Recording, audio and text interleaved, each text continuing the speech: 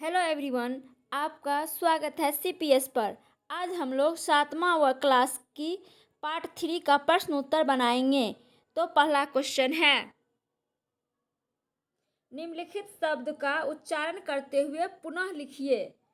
पहला है क्रियाकलाप, तो क्रियाकलाप को फिर से क्रियाकलाप लिखना है। अवरुद्ध को अवरुद्ध लिखना है, आध्यात्मिक को आध्यात्मिक ही लिखना है, अकर्मक को अकर्मक लिखना है और सर्वद्रष्टा को भी सर्वद्रष्टा ही लिखना है। पहला क्वेश्चन का आंसर ये है। दूसरा क्वेश्चन है, निम्नलिखित प्रश्न के उत्तर लिखिए। दो का क है, लेखक ने भाग्य की उत्पत्ति कहाँ से मानी है? इसका उत्तर होगा, लेखक डॉक्टर स्वेट मार्डेन ने भाग्य की उत्पत्ति कहाँ से हुई इसका कुछ इतिहास नहीं है, पर इतना आवश्यक है कि कुछ आकर्मण्य लोग ने ही इसका प्रचलन किया होगा, जो परिश्रम करने से घबराते हैं और जिनकी एकमात्र इच्छा यह रहती है कि उनके पास मुफ्त में सब कुछ चला आए, वही भाग्य की बात करते हैं।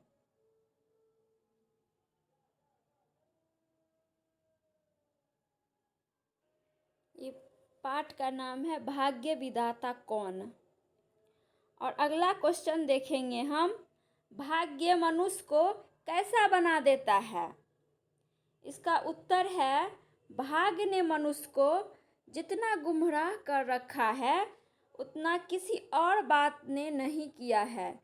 इसी प्रकार भाग्यवादी मनुष्य जब कुछ पाने की क्षमता रखने के बावजूद आलस्य के कारण या कमजोरी के कारण भाग्य की बात मानकर पड़ा रह जाता है।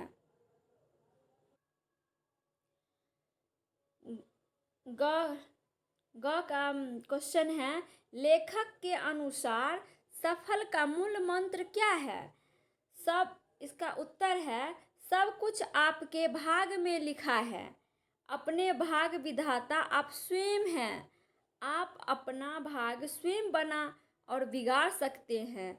बिना संघर्ष और परिश्रम के कुछ नहीं मिलता। अगर आपके पास श्रम है, साहस है, तो आप सब कुछ पा सकते हैं। ये लेखक के अनुसार मूल मंत्र है। अगला क्वेश्चन है, समाज में फैली विषमता के लिए कौन जिम्मेदार है और क्यों? इसका उत्तर है, प्रत्येक व्यक्ति का रहन सहन अलग अलग होता है और उसके क्रियाकलाप अलग अलग होता है। कोई लाखपति है तो किसी के पास खाने के लिए पैसे नहीं हैं। यह विषमता समाज में फैली हुई है कि आप अपना इस भाग्य ने मनुष्य को गुमराह कर रखा है। इसका जिम्मेदार मनुष्य खुद होते हैं। मनुष्य अपना भाग्य खुद बनाते हैं, क्योंकि जो कुछ भी उसके पास होता है अपने कर्मों और सूझबूझ का फल होता है।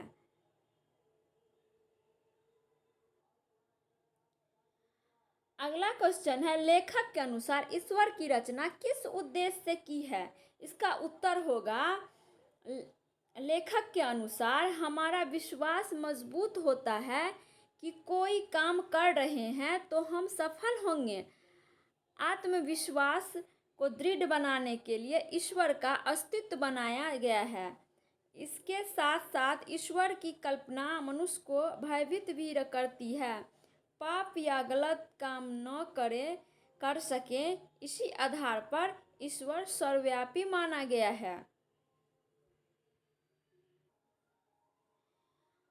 अगला क्वेश्चन, भाग्य वास्तव में एक धोखा और अपनी असफलता पर पर्दा डालने का एक बहाना मात्र है। प्रस्तुत कथन का आशय स्पष्ट कीजिए। इसका उत्तर होगा, भाग्य वास्तव में एक धोखा और अपनी असफलता पर पर्दा डालने का एक बहाना मात्र है। यह भाग्य मनुष्य का सबसे बड़ा शत्रु है। भाग्य मनुष्य को कुछ नहीं करने देता है।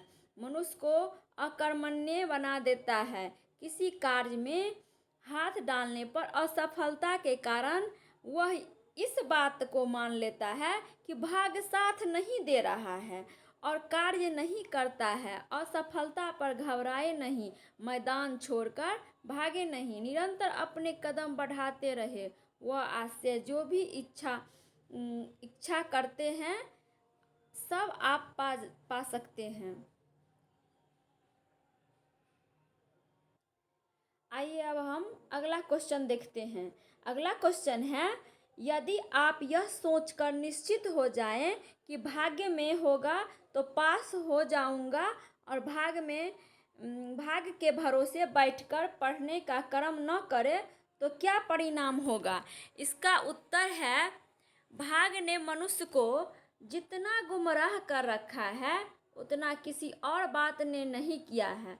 अगर मनुष्य यह सोचकर बैठ जाए कि भाग्य में होगा तो पास कर जाऊंगा, तो इस प्रकार भाग्यवादी मनुष्य जब कुछ पाने की क्षमता रखने के बावजूद आलस्य के कारण, कामचोर के कारण भाग्य की बात मानकर पड़ा रह जाता है। जिसका भाग्य आप प्रबल मानते हैं उसके बारे में पता लगा कर देखो तो क्या वह भाग्य के बल पर उतना सब पा सकता है? पूछो उसे, देखो उसकी दिनचर्या, रात दिन कितना कठोर परिश्रम करके उसने अपने आप को इस प्रकार बनाया है। तब आपको पता चलेगा कि मनुष्य अपना भाग्य स्वयं बनाते हैं। इसलिए अपना कर्म करें और अपना लक्ष्य पे ध्यान दें। अब अगला क्वेश्चन है, पाठ में कहा गया है कि मनुष्य एकांत में नहीं, ईश्वर से डरकर पाप नहीं करता है।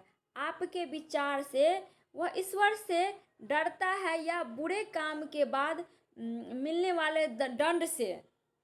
इसका उत्तर है, एकांत में भी मनुष्य पाप या गलत काम न कर सके, इसी आधार पर उसे सर्वव्यापी बतलाया गया है। कण कण में उसका निवास माना गया है।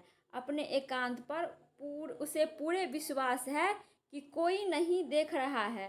ठीक इसी मौके के लिए ईश्वर का अस्तित्व बनाया गया है कि सावधान, वह देख रहा होगा, वह सर्वव्यापी है, तुम्हारे इस पापों को देख रहा है। मनुष्य को भी कुमार्ग पर जाने से रोकने के लिए यह सिद्धांत है। वास्तव में यह ठीक भी है। अब अगला क्वेश्चन है, निम्नलिखित को जोड़कर सही ढंग से लिखिए। इसका उत्तर है, बर्ट्रैंड रसेल वैज्ञानिक है, वह क्या बोले थे? ये दिया हुआ है, मन को शक्ति देने वाले इस आध्यात्मिक कल्पना का नाम ईश्वर है। स्वेट मॉडर्न कौन है? पाठ के लेखक है अरस्तु ने क्या कहे थे? इस दुनिया में सब कुछ जो कर्महीन है वे नहीं पाते हैं। और कैप्टन स्कॉट ने ध्रुव का खोज करता है। यहीं पे ये पाठ खत्म हुआ।